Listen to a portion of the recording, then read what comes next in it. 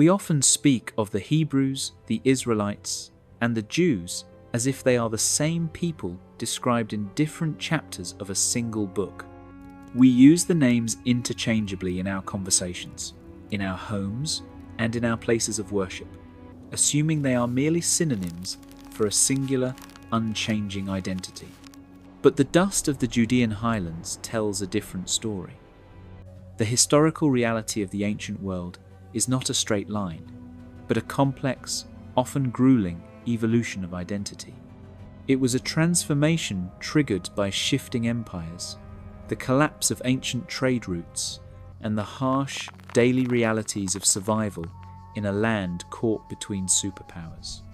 To understand who these people really were, we have to look past the later traditions and look at the evidence they left behind in the soil and the stone. Today, we trace that evidence from the first mention of Israel in Egyptian granite to the birth of Judaism in the shadow of Babylon. We will explore how a social class of outcasts became a nation, and how a nation became a global faith. This is the real history of biblical identity. In the late 13th century BCE, the world of the Late Bronze Age was fracturing. The great empires, the Egyptians and the Hittites, were losing their long-held grip on the Levantine corridor. Trade routes that had linked the Mediterranean for centuries were failing, and the sophisticated palace economies were beginning to crumble under the weight of their own complexity. In this vacuum of power, in the rugged, rocky highlands of Canaan, a new group began to emerge. They did not appear as a conquering army or a unified nation from across the desert, but as a class of outsiders rising from within. Modern scholars and linguists point to a fascinating clue in ancient texts, the Habiru or Apiru. These people appear in the Amarna letters and Egyptian records not as an ethnic group, but as a social category. They were the displaced.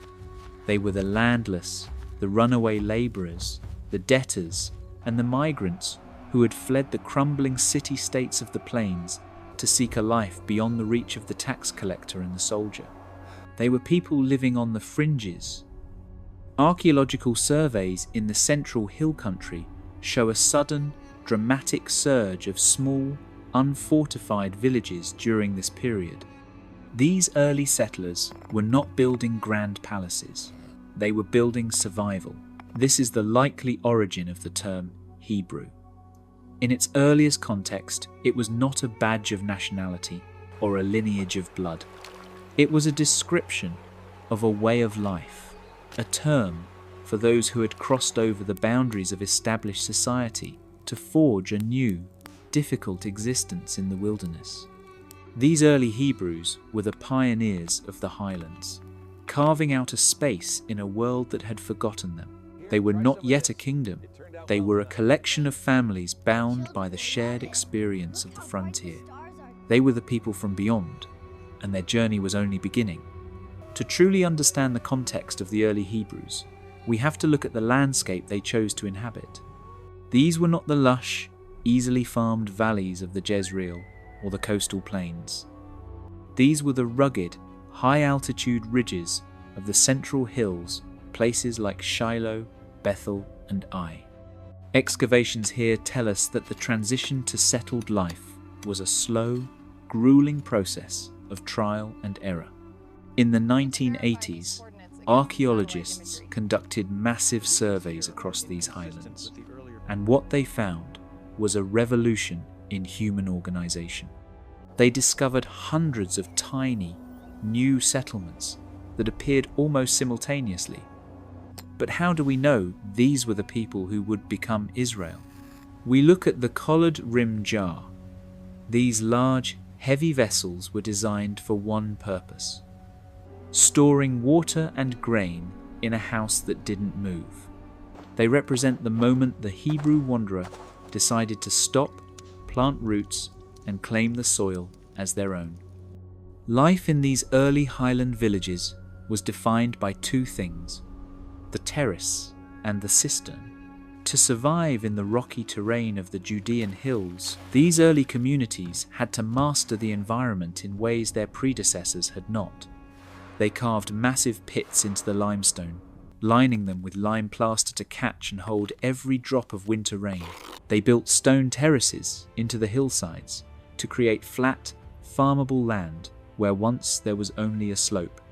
When we look at the ruins of these early settlements, we see a specific architectural pattern emerge: the four-room house. It was a simple, practical design with a central courtyard for livestock and 3 long rooms for living and storage. This layout became a signature of the early Israelite identity. But there is another, more silent piece of evidence in the soil. Archaeologists digging in these highland sites have noticed a striking absence of pig bones. In the Philistine cities just a few miles away on the coast, pig remains are common, but here, in the hills, they are virtually non-existent.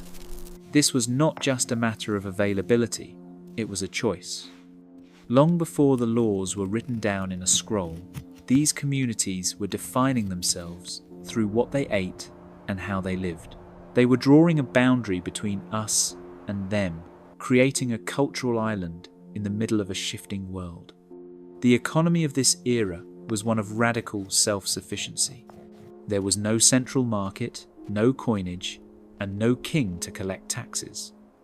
Every family was an island of production. They kept goats for milk, sheep for wool, and spent their days clearing the massive limestone boulders from the earth to make room for olive trees and grapevines. It takes 15 years for an olive tree to reach full production. This simple biological fact tells us everything we need to know about the early Israelite mindset. They were planning for a future they could not yet see. They were committing themselves to a land that required decades of labor before it would yield its best fruit. This patience, this long-term investment in the soil, is what transformed the wandering Hebrew into the settled Israelite. They were no longer just passing through, they were becoming part of the landscape itself. As these tribal clusters grew and the pressures of neighboring powers intensified, the loose collection of families began to crystallize into something more formal. The need for a centralized defense against groups like the Philistines and the Moabites necessitated a change in governance. It was during this period, roughly the 10th century BCE, that the term Israelite began to take on a sharp political meaning. To be an Israelite was no longer just about living in a certain type of house. It was about being a citizen of a kingdom. Whether in the northern kingdom of Israel or the southern kingdom of Judah, life was now organized around a central authority. In the ruins of Samaria, archaeologists found ostraka, small, broken shards of pottery used as tax receipts. These shards tell us that wine and olive oil were flowing from the countryside into the royal storehouses. This economic system fueled a new class of scribes and officials. They were not just counting jars of oil, they were beginning to codify the oral traditions of their ancestors. This was the era when the stories of the Hebrews began to be woven into the official history of the Israelite state.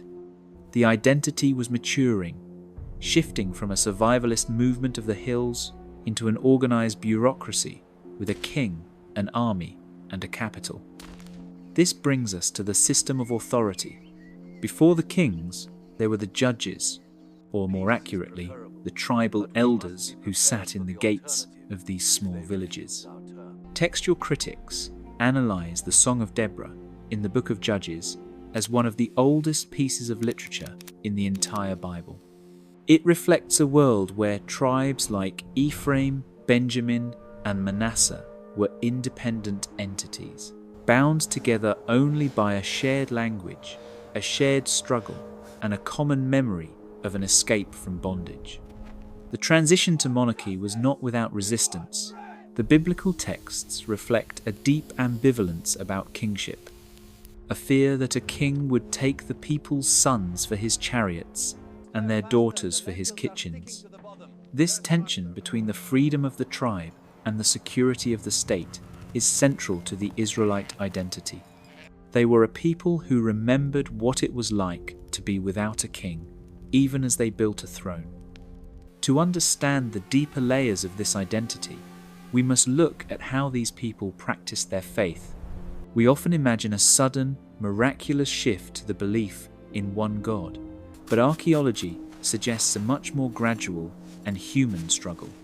Archaeologists reconstruct ancient belief not just from what is written in the Bible, but from the physical placement of bamots, or high places, and household shrines. In the early Iron Age, the lines between Israelite worship and the religions of their neighbours were often blurred. In sites like Kuntalet Ajrud, inscriptions have been found that mention Yahweh alongside other deities, suggesting a faith in flux. The identity of an Israelite was, for a long time, tied to a local and diverse set of practices. It was only through successive religious reforms, most notably under King Hezekiah and later King Josiah in the 7th century BCE, that worship was centralized in Jerusalem. During this time, the high places in the countryside were systematically decommissioned. By analyzing the layers of debris in these rural shrines, we see evidence of intentional closure. Altars were broken, and sacred spaces were filled in. The identity of the people was being narrowed and sharpened. They were no longer a people of many altars, but a people of one temple and one law. This religious centralization served as a powerful social glue, binding the various tribes of the highlands into a singular ideological unit. It was during this period that the core of what we now know as the Hebrew Bible began to take its definitive shape. The scribes in Jerusalem were not just recording history, they were creating a national epic designed to ensure that the people of Israel and Judah knew who they were, where they came from, and to whom they belonged. This growing society was constantly tempered by the environment it inhabited. The Levant is a land of limits, a narrow strip of habitable earth, squeezed between the Mediterranean Sea and the vast Arabian desert. There was no Nile or Euphrates to provide consistent irrigation. Instead, the Israelites were entirely dependent on the early and latter rains of the winter season. This environmental fragility became baked into the very core of their identity. The biblical texts are filled with the anxiety of drought and the celebration of rain, reflecting a culture that lived on a knife's edge. To be an Israelite was to be an expert in arid survival. Archaeological evidence shows that during the Neo-Assyrian expansion, the Judean state invested heavily in defensive engineering and massive storage facilities. In the city of Lachish, we find rows of enormous grain pits and sophisticated water systems carved deep into the bedrock. These were not just city features, they were the infrastructure of resilience. The Israelite identity was forged through this constant adaptation, a people who learned to thrive in the gaps of the landscape, turning limestone hills into a fortified homeland through sheer persistence and collective labour. As we move into the 8th and 7th centuries BCE, the world of the Israelites became increasingly dominated by the shadow of empire. First the Assyrians, and then the Babylonians, moved across the landscape like slow-moving storms. In 722 BCE, the northern kingdom of Israel fell to the Assyrian war machine. Its people were scattered, becoming the lost tribes of history. This catastrophe left the southern kingdom of Judah as the sole bearer of the Israelite legacy. It was in this period of intense pressure that the term Yehudi, the man of Judah, began to gain prominence. The survivors of the north fled south to Jerusalem, bringing their stories and their traditions with them. Jerusalem's population exploded, and the city expanded rapidly to accommodate the refugees. This was a melting pot of Israelite identity, where the traditions of the North and South were forged together into a single, resilient culture. The identity of the Israelite was not just a label, it was a survival strategy.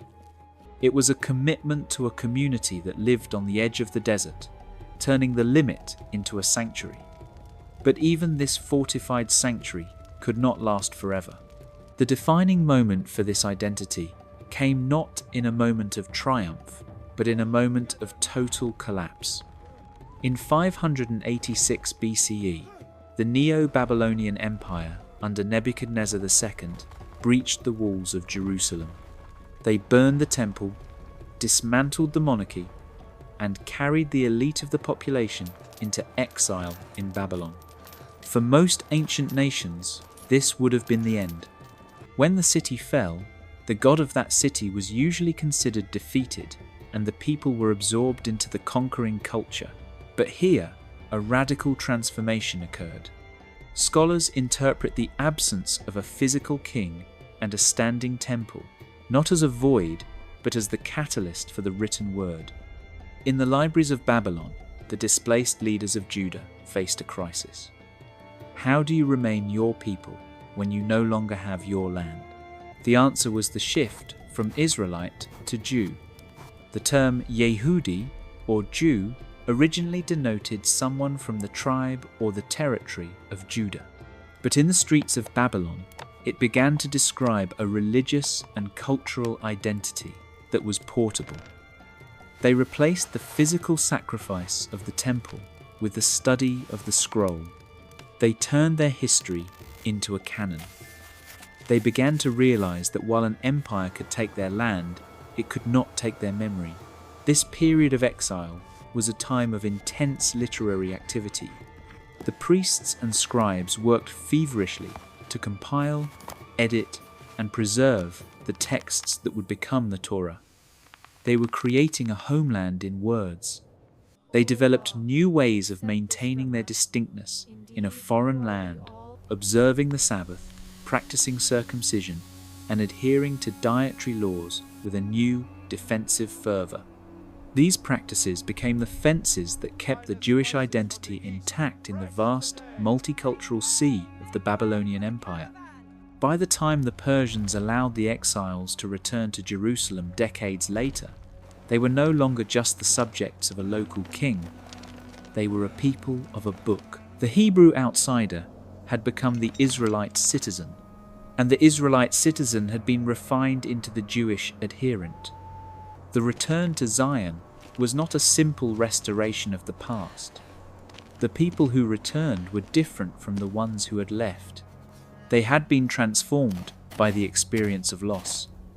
They rebuilt the temple, but it was a different kind of temple, one that shared its authority with the growing body of written law. The identity was no longer tied to a single coordinate on a map, but to a set of ideas and a way of life that could survive anywhere in the world. As we look across the centuries, from the small hill country villages of the Iron Age to the global communities of today, we see a remarkable thread of continuity. It is a thread made of memory, of struggle, and of an unwavering commitment to a shared story. The archaeological record remains etched in the stones they left behind the four-room houses, the collared rim jars, the broken altars, and the massive fortifications. These physical remnants provide the anchor for the story, proving that these were real people facing real challenges in a real landscape. But the true legacy of the Jews, Hebrews, and Israelites is found in the endurance of their identity. They are a people who learned to read the silence of the ruins and the gaps in the record, not as failures, but as evidence of their resilience. They are a people who turned the absence of a temple into the presence of a text, to trace the identity of the Jews, Hebrews. And Israelites is to trace the very history of the human spirit's ability to adapt and survive. It is a story that began in the rocky soil of the Judean highlands and eventually reached every corner of the globe. It is a story that reminds us that who we are is not just a matter of where we were born, but of the stories we choose to tell and the traditions we choose to keep. As the sun sets over the ruins of Tel Megiddo and the wind blows through the central hills, the record remains. The stones may be silent, but the identity they forged continues to speak. The transition from tribal Hebrews to national Israelites to the religious Jews represents one of the most significant cultural evolutions in human history. It was an evolution born of necessity, tempered by fire, and preserved in ink. As we conclude this journey through biblical identity, we are reminded that history is not just a collection of dates and names.